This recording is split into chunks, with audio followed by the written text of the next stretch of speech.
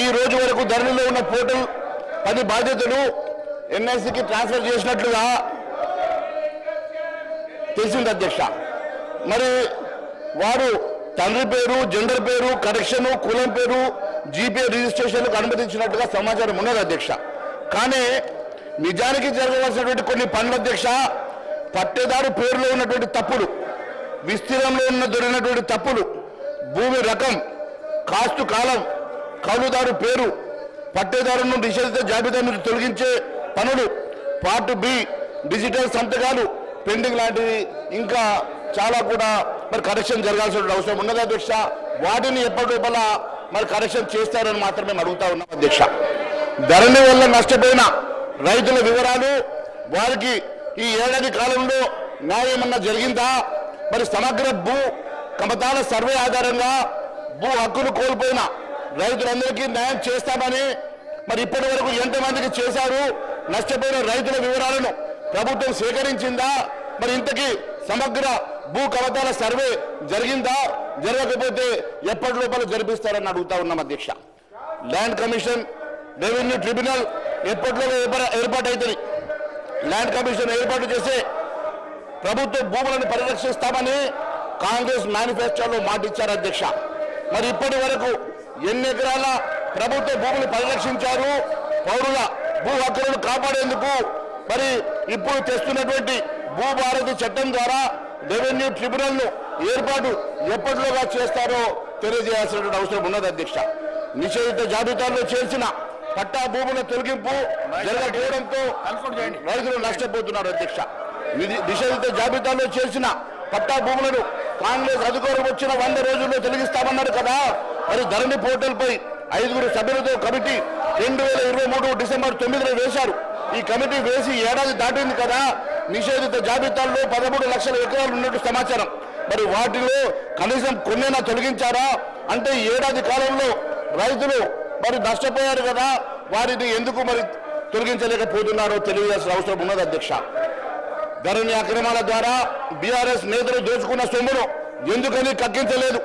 ధరణి పోర్టల్లో తీసుకువచ్చి కేసీఆర్ అనే కుటుంబ సభ్యులు, బీఆర్ఎస్ లీడర్లు భూములు మహేశ్వర్ రెడ్డి గారు బీఆర్ఎస్ కు సంబంధించిన శాసనసభ పక్షానికి సంబంధించి మేము కోరుతా ఉన్నాం మరొకసారి, అక్కడ CPI floor leader, MIM floor leader Akbaruddin గారికి సంబంధించి, అదేవిధంగా సిపిఐ ఫ్లోర్ లీడర్ వారి సీట్లకు సంబంధించిన అంశం వారు అక్కడ కూడా అడ్డుకుంటే ఎట్లా అధ్యక్ష? దయచేసి వారి నిరసన ఏముందో వారి నిరసన బయటికి పోయి చెప్పన్నాడు అధ్యక్ష. ఇది మరొకసారి మనం చేస్తా ఉన్నా, ఈరోజు టీఆర్ఎస్ సంబంధించిన శాసనసభ పక్షానికి సంబంధించి చాలా ముఖ్యమైన బిల్లు. ఈ బిల్లుకు సంబంధించి అనేక మంది రాష్ట్రానికి సంబంధించిన ప్రతి ఇంట వేచి చూస్తూ ఉన్నారు. దాన్ని దృష్టిలో పెట్టుకొని సహకరించవలసిందిగా కోరుతా ఉన్నా. రెస్పెక్టెడ్ అక్బరుద్దీన్ ఓవైసీ గారు.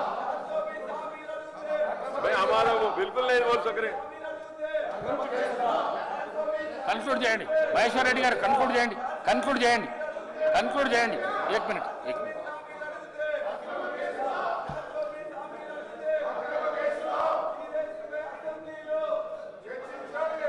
అధ్యక్ష, వేల ఎకరాల అక్రమంగా లక్షల కోట్ల రూపాయల స్కాము, బడా బాబుల హస్తం.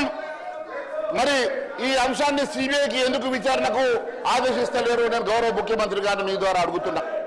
ఎందుకంటే ధరణి వచ్చాక పార్ట్ బిలో పెట్టిన భూముల్లో వేలాది ఎకరాలు ప్రైవేట్ వ్యక్తుల చేతులకు వెళ్ళాయని అంశంలో మరి ఎన్నోసార్లు గౌరవ ముఖ్యమంత్రి గారు పిసి అధ్యక్షుడిగా మాట్లాడిన సంగతి గుర్తు చేస్తా ఉన్నాను. 2 లక్షల కోట్ల రూపాయల స్కామ్ జరిగిందంటే మన భట్టి విక్రమార్క గారు మాట్లాడుతూ 2.5 లక్షల కోట్ల రూపాయల స్కాము, ఇది భారతదేశంలోనే అతిపెద్ద స్కామ్ గా అభివర్ణించారు. అలాంటి 2,50,000 కోట్ల రూపాయల స్కామ్ సంగతి మీరు ఈ రోజు వరకు కూడా ఎందుకు విచారణకు జరిపిస్తలేరు? ఎందుకు దీని మీద సిబిఐ ఎంక్వైరీ ఇస్తలేరు? మరి ప్రజలకు అనుమానాలు వస్తున్నాయి అధ్యక్ష. ఎందుకంటే ఈ రోజు వరకు ఇంత పెద్ద స్కామ్ లో మరి సంవత్సరం దాటినా దాని మీద సిబిఐ ఎంక్వైరీ కానీ మరి సిట్టింగ్ జడ్జితో ఎంక్వైరీ కానీ వేయకపోవడం వల్ల పలు అనుమానాలు వస్తున్నాయి అధ్యక్ష. ఈ రోజు వరకు అసైన్ భూములకు సంబంధించినటువంటి దాదాపు 24,000 ఎకరాల భూముల్లో కేవలం 5 లక్షల ఎకరాలు మాత్రమే మిగిలినాయి. 24 లక్షల ఎకరాల భూములు, దాంట్లో 5 లక్షల ఎకరాలు మాత్రమే మిగిలినాయి. ఫారెస్ట్ భూముల్లో 40% 6 లక్షల భూములు తగ్గినాయని చెప్పి మరి లెక్కలు చెప్తా ఉన్నాయి అధ్యక్ష. వక్ఫ్ బోర్డులు కానీ, దేవాలయ భూములు కానీ, ఇతర భూములు కూడా దాదాపు 60% భూములు అన్యాక్రాంతమైనాయని చెప్పి లెక్కలు చెప్తా ఉన్నాయి అధ్యక్ష. మరి ఇన్ని లక్షల ఎకరాల భూములు అన్యాక్రాంతం అవుతా ఉంటే 2.5 లక్షల కోట్ల రూపాయలు బడా స్కామ్ ఈ రాష్ట్రంలో జరిగిందంటే, ఇంత స్కాములో ఇప్పటి వరకు మీరు ఎలాంటి చర్య తీసుకోకపోవడం, దాని మీద ఎంక్వైరీ వేయకపోవడం మీద వెనుక పలు అనుమానాలు మరి కనిపిస్తా ఉన్నాయి అధ్యక్ష.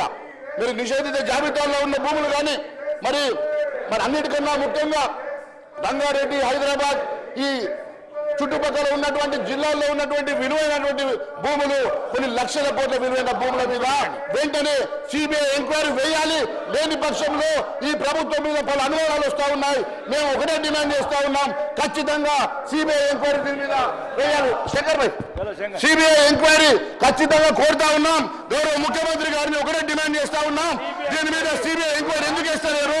లక్షల కోట్ల రూపాయల కుంభకోణం ఉందని చెప్పి మరీ చెప్పినటువంటి రేవంత్